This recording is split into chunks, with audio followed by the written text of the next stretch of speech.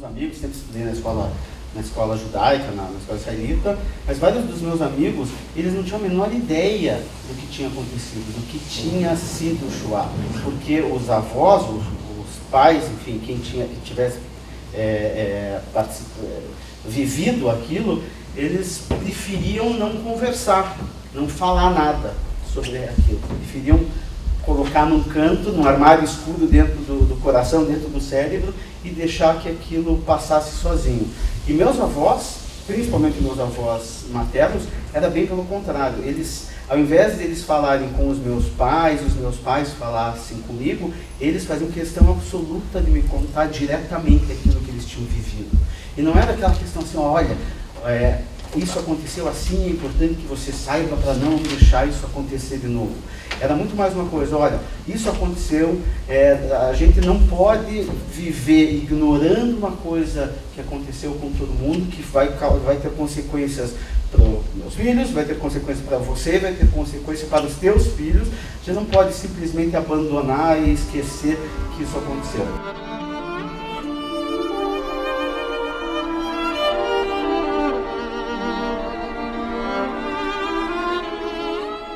Não se falava. Meu pai pouco falava disso, pouco sabia, meus tios muito menos. Meu avô, ele tinha muitas dores de cabeça, pesadelos, então eles não comentavam no assunto para não provocar.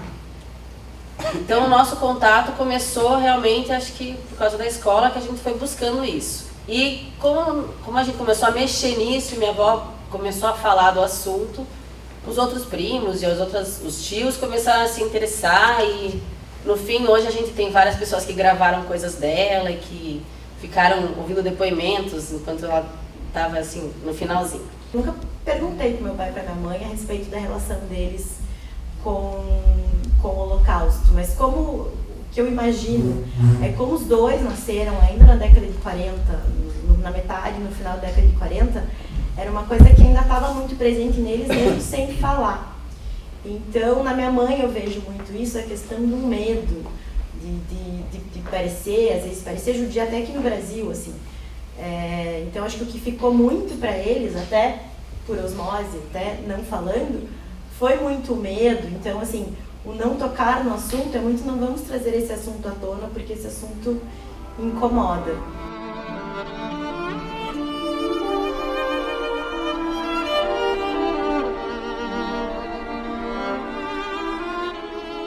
Eles sabiam o que tinha acontecido, eles sabiam cada detalhezinho, mas não era por uma conversa, era por um sentimento. Eles sentiam que existia aquele clima na casa deles, eles sentiam que todo mundo ali tinha passado por um sofrimento, tinha mudado de país, tinha largado suas coisas, seus bens materiais, largado seus amigos, perdido muita gente que morreu, mas era uma coisa assim, hermética, que eles recebiam por osmose. Não era, pelo menos na minha visão, não parecia que era uma coisa que eles conversavam sobre aquilo.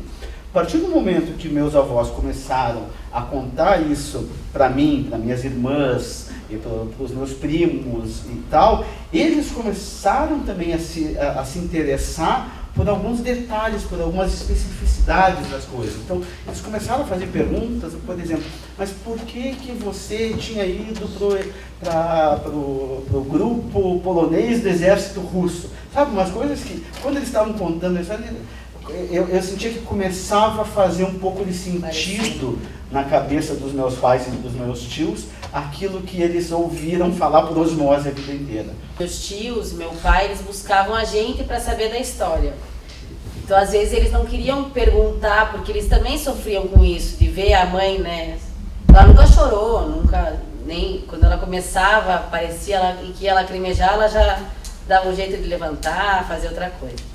Mas eles acabavam buscando na gente as informações.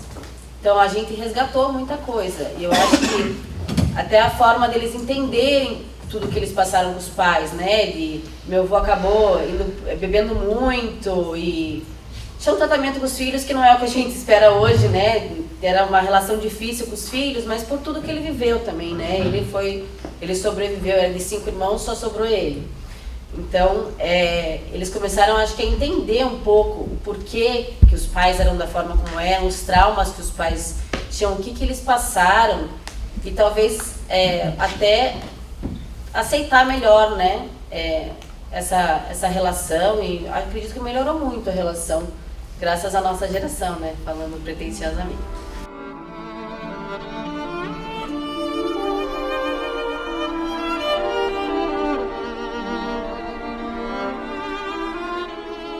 Nossos pais sofreram, nossos avós passaram, nossos pais sofreram, nós aprendemos, a gente entendeu o que acontece. Agora, o que falta de engajamento para a nossa geração é uma coisa surpreendente. Eu realmente fico, não que eu faça muita coisa, mas eu fico impressionado como é que a nossa geração pode ler o jornal, ver o que acontece no mundo, e algumas pessoas da nossa geração ainda falam: ah, mas isso está acontecendo lá no Iraque, isso está acontecendo na África, sabe? Porque não é o fato de mudar os atores, de mudar os motivos, é que vai mudar a falta de humanidade que acontece nesses lugares. A segunda geração sentiu muito na pele, assim, viveu o sofrimento. Então, minha avó saiu da Polônia, foi para a Alemanha, daí teve meu pai teve que ir para, teoricamente, a Argentina, parar no Brasil, mas ele foi vivendo tudo que ela ia vivendo. Então, os pesadelos do meu avô, ele ia convivendo com isso, as dores, e tudo isso era parte deles. E todas as coisas que ele absorvia, assim, de aprendizado, seja de, vou construir, gastar pouco, ele talvez não entendia como que isso tudo estava acontecendo, ou por que isso tudo estava acontecendo. E na nossa geração, com a chegada da nossa geração, talvez tenha clareado para eles isso. Então, talvez para a gente, da terceira geração, com a quarta geração, a gente tentando passar alguma coisa, isso também facilita a nossa compreensão do nosso papel, né? Como a gente deveria agir, já que tudo isso aconteceu. Eu tenho sobreviventes tanto do meu lado paterno quanto do meu lado materno. A diferença é que a minha avó materna foi a que ficou mais tempo com a gente, ela faleceu há 1 mês e pouco. Isso está muito vivo e muito presente para mim, até com a partida dela, porque foi um momento em que a gente falou muito nisso. A gente lembrou muito tudo que ela passou. A história da família dela, com meu tio-avô, foi de se esconder na floresta, e meu tio-avô foi partizan. Então, teve muito uma história de resistência no lado da minha família materna, e que eu acho que é isso que fica pra gente hoje em dia. Essa questão do que as pessoas passaram para continuar judias, passaram para continuar vivas, e para continuar passando pra gente, para as gerações seguintes, toda essa tradição e toda essa força que o nosso povo tem, que não foi só do Holocausto, a gente sabe, que não foi a primeira tentativa, né, de aniquilação, a gente estudou por vários anos. Então, para mim, o que fica para a terceira geração é muito isso. É muito a força que a gente tem que ter para continuar. A gente sabe que nada igual vai se repetir, mas que a gente sofre pequenas violências todos os dias e que a gente tem que resistir.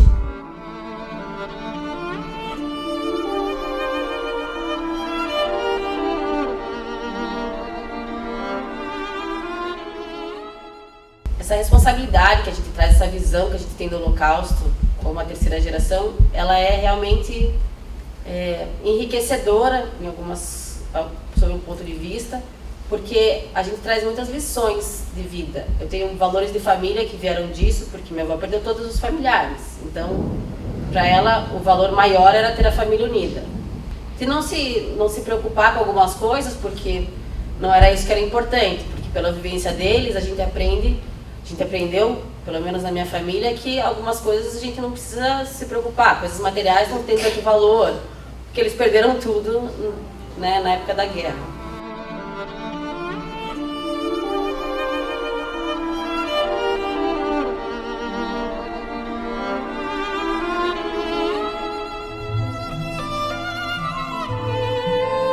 O processo de construção dessa memória, aos trancos e barrancos, ela está acontecendo. Então a preocupação de que a 75ª geração vai ter de não ter essa história, essa preocupação ela é muito pequena, ela é ínfima. A gente tem a garantia de que aos trancos e barrancos isso vai chegar até lá. Como chegou a história de Moisés, como chegou a história da Inquisição, como chegaram a história das perseguições dos cossacos, isso vai chegar. Vai chegar. Nós temos a responsabilidade de construir a melhor forma disso chegar, ponto. Mas não é essa a grande discussão da coisa. O grande desafio, que é o que está acontecendo hoje, é que a gente parou e percebeu que essa memória precisa ser construída também para fora. E aí é o grande desafio, a gente não sabe como fazer. A gente sabe que a gente precisa usar as lições universais, trabalhar e construir melhor essa empatia. Essa palavra empatia está voltando toda hora. Significa nós sentirmos essa empatia em relação a outras histórias e ajudar com que outras pessoas sintam empatia em relação à história dos nossos avós. Esse é o grande desafio.